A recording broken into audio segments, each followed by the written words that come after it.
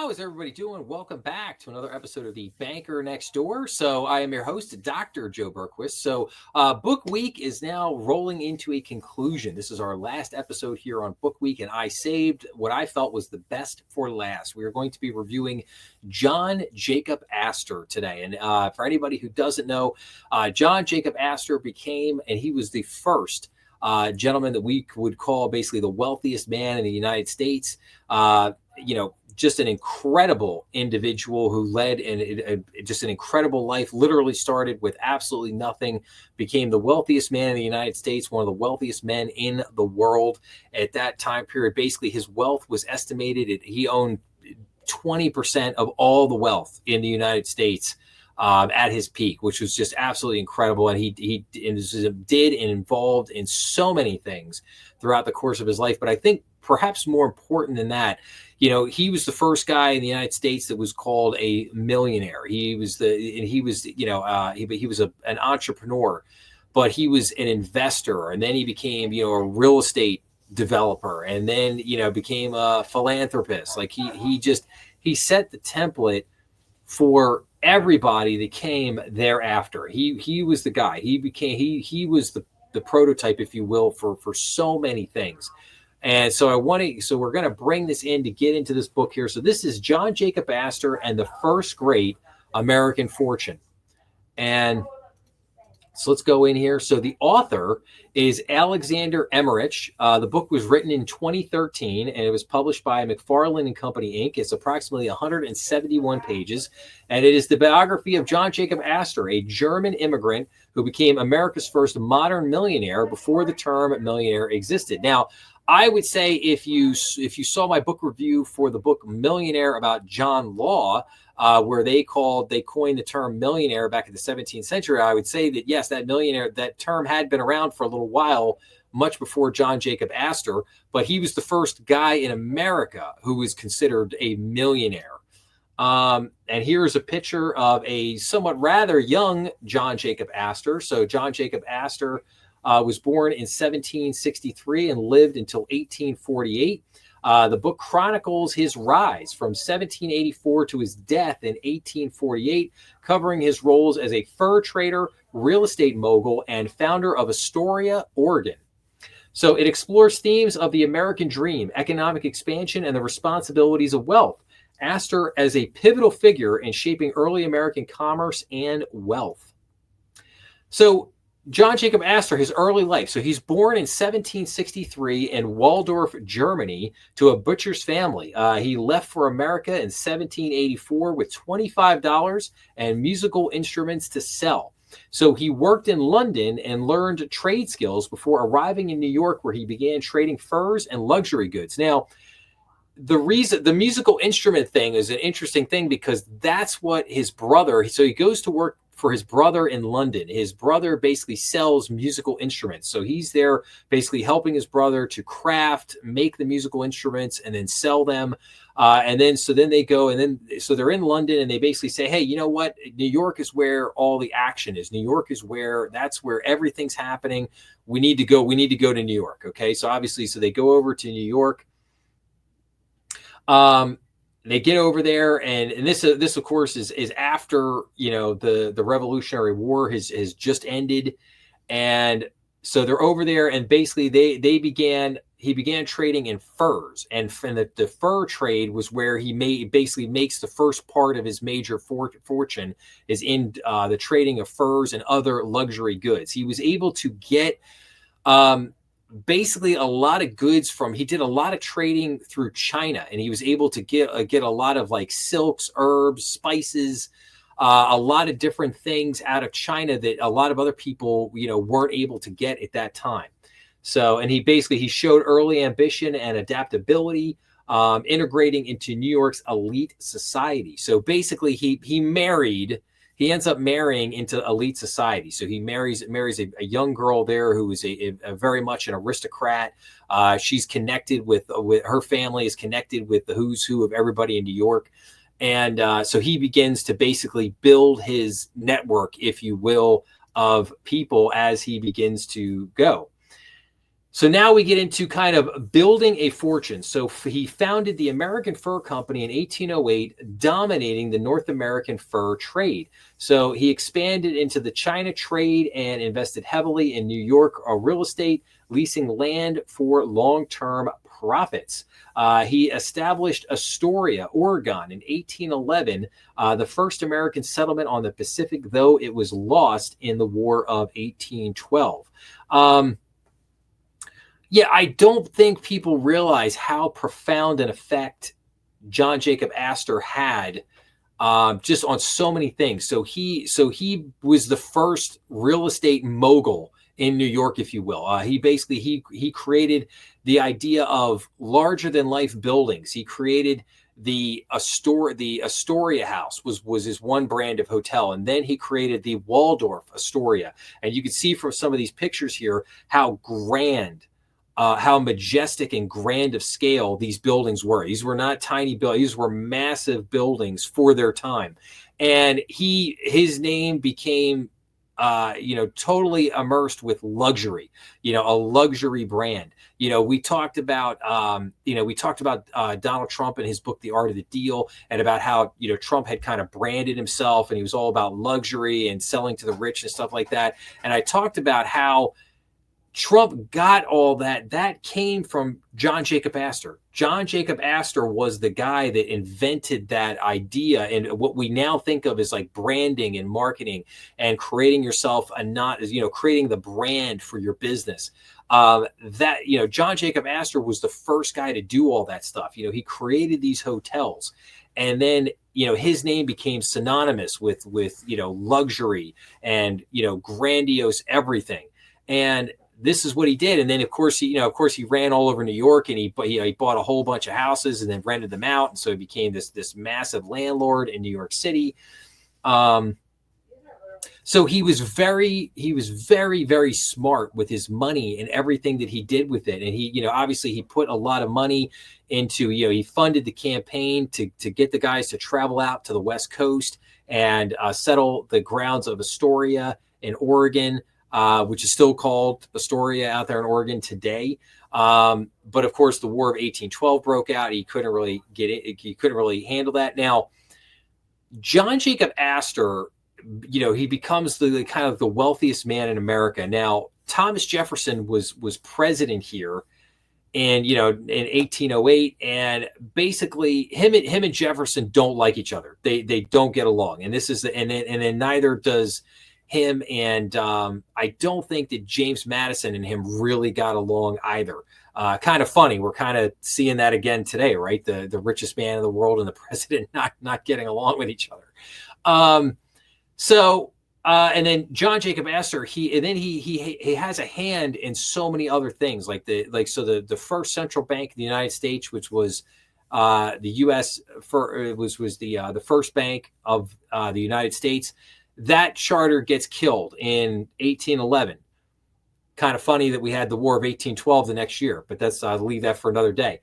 So then John Jacob Astor is very prominent in the founding of the second central bank of the United States, which is the second bank of the United States.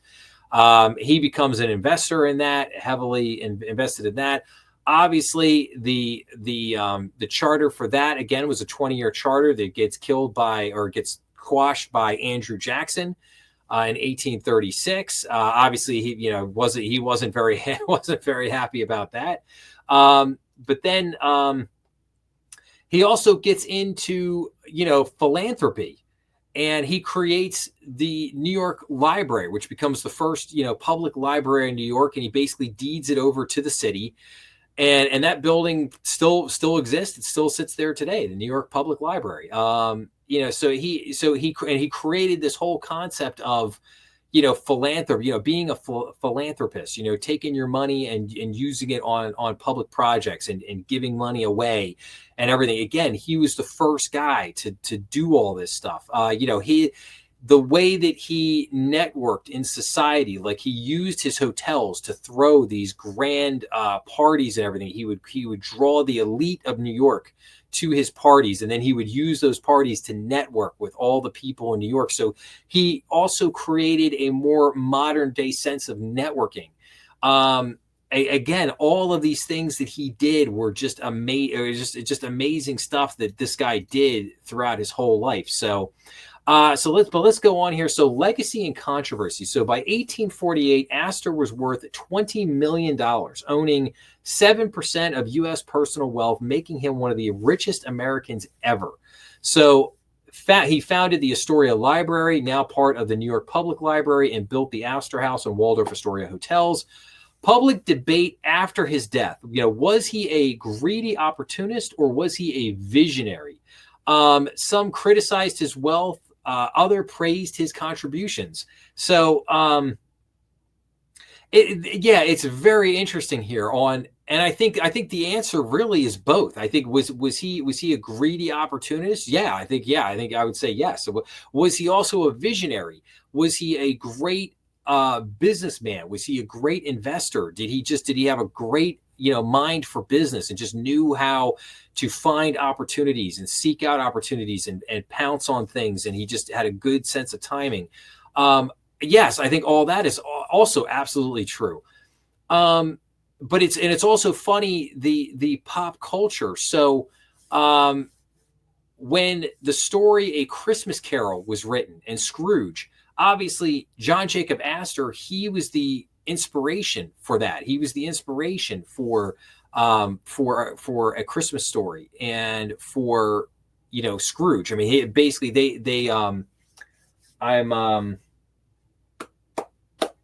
I cannot think of the author there off the top of my head, but he was a British author. He came over. He was fascinated by John Jacob Astor, so he spent some time with him. And basically, he went back and that's why that whole idea of Scrooge and counting all the pennies and the way that he looked, being kind of like thin and tall and emaciated and everything, that was John Jacob Astor. I mean, look, we go back to this picture. Look at the picture. You could see, I mean, does he not look like Scrooge? I mean, there it is. Another, if you think of The Simpsons, you think of Monty Burns in The Simpsons. I'm pretty sure that Monty Burns was basically tailored after John Jacob Astor. I think that was the inspiration for Monty Burns in The Simpsons. But okay, so let's look at some of the strengths of the book. Basically, well-researched. Emmerich, a historian, he uses primary sources to trace Astor's life and America's economic growth. Engaging narrative. Readers praise its lively and fascinating storytelling. Balanced perspective. Portrays Astor as both ruthless and innovative, avoiding a one-sided narrative. Weaknesses of the book. Economic details can be sparse, potentially frustrating readers seeking technical business analysis. Yes, I would agree with that. Focus on Astor's public life leaves personal motivations and family life underdeveloped. And then themes and relevance. So explores the American dream, showing how ambition and opportunity shaped early U.S. capitalism, reflects on wealth's responsibility, a debate still relevant in discussions of billionaires and philanthropy. Astor's real estate strategies mirror modern urban development and investment trends. And then, so conclusion and recommendation. So the book is a compelling, well-researched biography that illuminates a key figure in American history, best for readers interested in economic history, the Gilded Age, or the American dream, less suited for those wanting personal drama. Read it for historical insight. So yes, I would say, if you are a young person who is, if you're into, business and you like reading about entrepreneurs and people who did amazing things in your life, maybe you like reading about Steve Jobs and Elon Musk and more modern people, I would highly recommend, go read this book, John Jacob Astor. Read this man and study it. I'm telling you, it's only 171 pages, but my gosh, what this man accomplished in his life and the things that he did were just absolutely incredible. I mean, considering that he started from literally nothing, he was just this broke, German immigrant, and came over here and just built this absolutely massive fortune. And did so, like I said, but did it in so many ways. He did it. He did it with entrepreneurship. Building a business. He did it through savvy trading. He did it through savvy deal making. He was an incredible networker. He constantly upgraded his networking game, if you will. Then he became a real estate landlord, and then he became a developer, and he developed the hotels. And then after amassing a massive amount of wealth, he said, you know what, I got to give some money back. I got to do some things here. Started getting into, created this whole concept of philanthropy. Just again, heavily involved with the founding of the second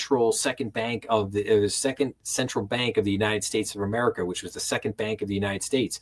Involved with the founding of Astoria out in Oregon on the West Coast, first West Coast settlement in U.S. history. He did and had his hand in so many different things in early America, and just to rise to the status of being the richest man in America, and the first guy that really supplanted himself in the zeitgeist, if you will, the culture of Americana in those early years of America, and really became the absolute epitome of the American dream. Like, hey, if you're an immigrant, come to America, you too can become John Jacob Astor. So again, just an amazing individual. And it's kind of sad, because I would say a lot of people probably don't know who he is today, which is very sad to me, but true. And so, like I said, study him, study this man, study John Jacob Astor. It will give you tremendous insights into kind of early America, early capitalism. And you'll see that this guy was the template for everybody that followed. It was all based, and whether they know it or not, it was all based on what John Jacob Astor did. So, all right. So with that being said, that wraps up Book Week. I hope that everybody really enjoyed this. I've been wanting to cover all these books for a while, and I promised everybody that I would bring you 5 characters, and I would truly 5 characters in the world of finance, and I think I delivered on that. So again, I hope people enjoyed this. Please leave your comments so that I know. I'd really like to get a feel for whether people like this kind of thing or don't like it. Because I got a lot more of this that I can do. I've got hundreds of books that I can do reviews on over here for all different types of things. But with that, I'll basically wrap up by saying, if you like this episode, please make sure to like, share, and subscribe, as that always helps the channel. Remember, we are on YouTube, Rumble, and all major podcast platforms. Again, please be sure to leave your comments down below. And as always, make sure to check out some of the other content on the channel. And remember, BND Strategy Room live stream every Saturday night on YouTube at 8 o'clock. Hope to see you there. And with that, I'll just say, have a great day out there. Thank you for listening. And I hope to see everybody again real soon. Thanks a lot.